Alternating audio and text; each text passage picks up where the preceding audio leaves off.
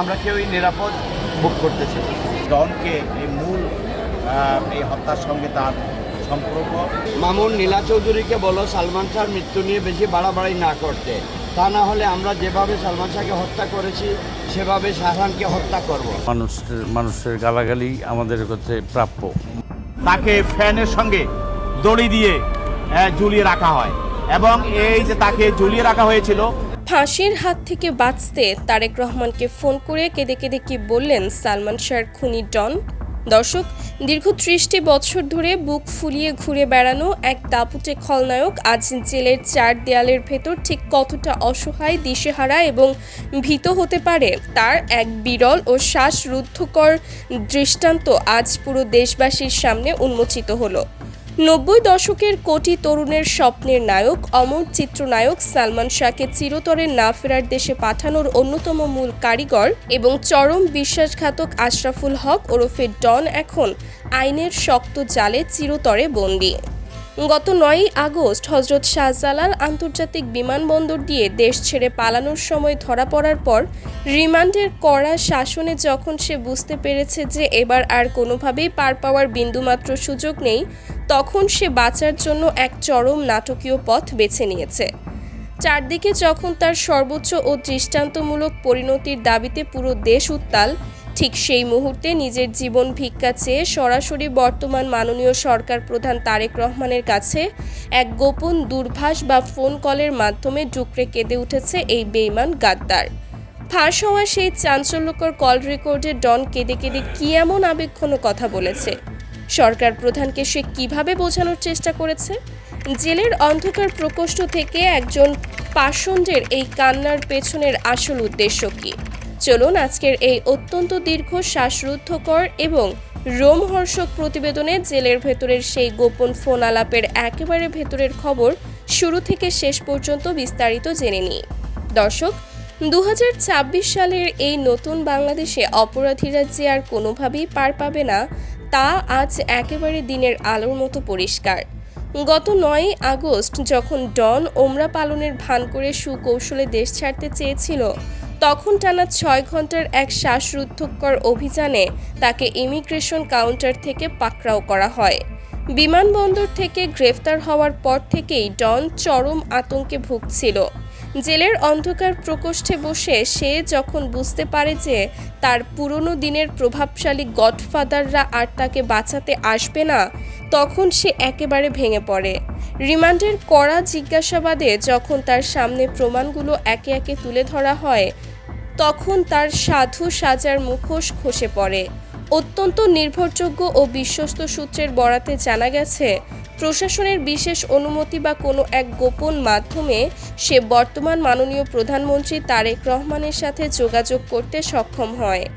অপর প্রান্তে সরকার প্রধানের কণ্ঠস্বর শুনতে পেয়েই এক সময়ের দাপুটে এই খলনায়ক একেবারে ছোট বাচ্চার মতো হাউমাউ করে কেঁদে ওঠে।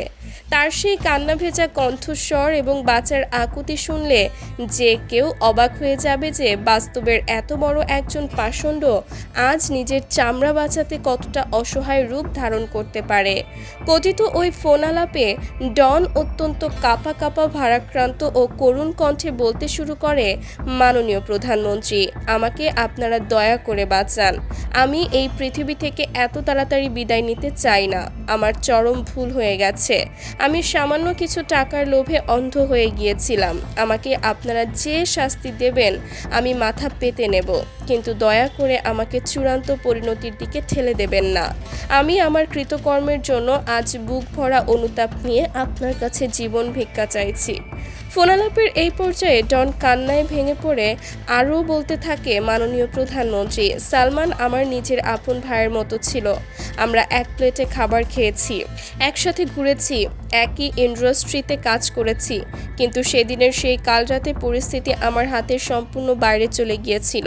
সামিরা এবং তার মা লুসি ১২ লাখ টাকার যে প্রলোভন দেখিয়েছিল, আমি এক দুর্বল মুহূর্তে সেই ফাঁদে পা দিয়েছিলাম। অন্ধকার জগতের সেই প্রভাবশালী ব্যক্তিটি আমাদের ওপর এমনভাবে মানসিক ও পারিপার্শ্বিক চাপ সৃষ্টি করেছিল যে আমাদের আর পেছনের ফেরার মতো কোনো পথ খোলা ছিল না। আমি সেদিন শুধু ওই প্রতাপশালীদের নির্দেশ পালন করেছি মাত্র। মূল চক্রান্তকারী তো সামিরা আর লুসি, যারা আমার বন্ধুকে চিরতরে শেষ করার নীল নকশা সাজিয়েছিল।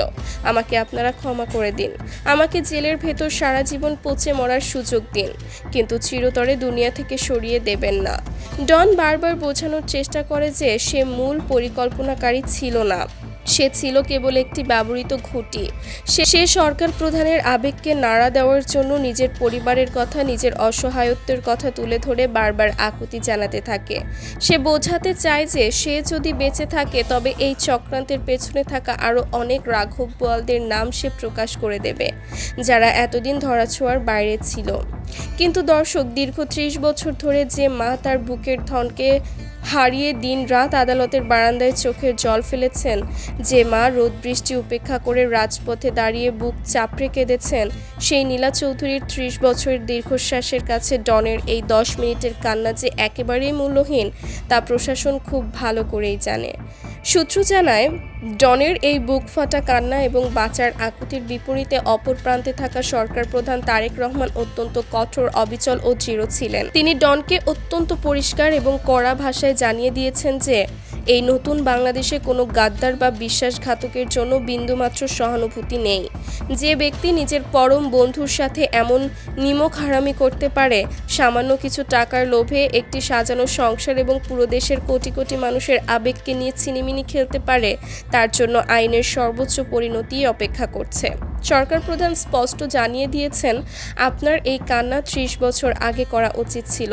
তখন তো আপনার চোখে এক ফোঁটা জলও দেখা যায়নি, উল্টো আপনি তদন্ত প্রতিবেদন নিয়ে সন্তোষ প্রকাশ করেছিলেন।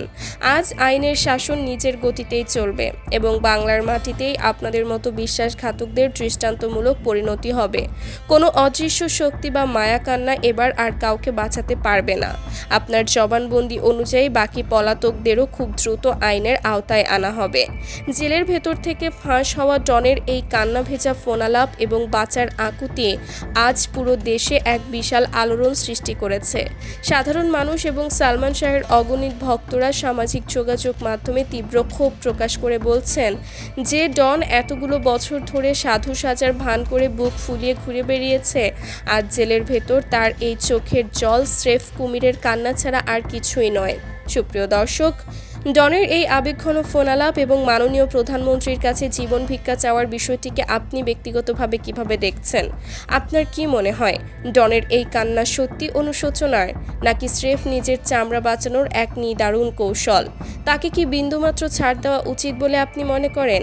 আপনাদের অত্যন্ত সুচিন্তিত, যুক্তিপূর্ণ এবং মূল্যবান মতামতটি অবশ্যই নিচে মন্তব্যের ঘরে লিখে জানাবেন।